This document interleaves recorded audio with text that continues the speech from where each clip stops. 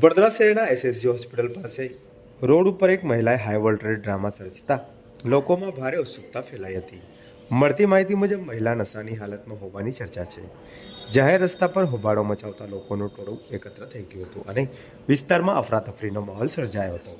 ઘટનાની જાણ થતાં 112 ટીમ તાત્કાલિક સ્થળ પર પહોંચી હતી। પરિસ્થિતિ કાબૂમાં લેવા માટે સ્થાનિક પોલીસનો કાફલો પણ બોલાવવામાં આવ્યો હતો। પોલીસે ભારે સમજાવટ બાદ મહિલાને કાબૂમાં લીધી હતી અને ત્યારબાદ તેની અટકાયત કરી આગળની કાર્યવાહી હાથ ધરી છે।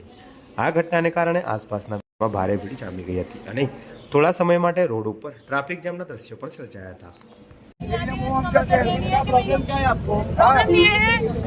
हेलो यार बड़ोड़ा में बात करूं तो खाली बोला ऐसे जो हॉस्पिटल वाला नहीं है 2 घंटे नहीं देख रहा है मेरे को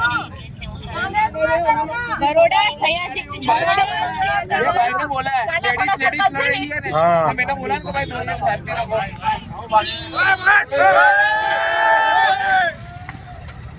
नहीं बैठूंगी अगर मुझे कभी किसी ने जबरदस्ती खींच के देखा तो मैं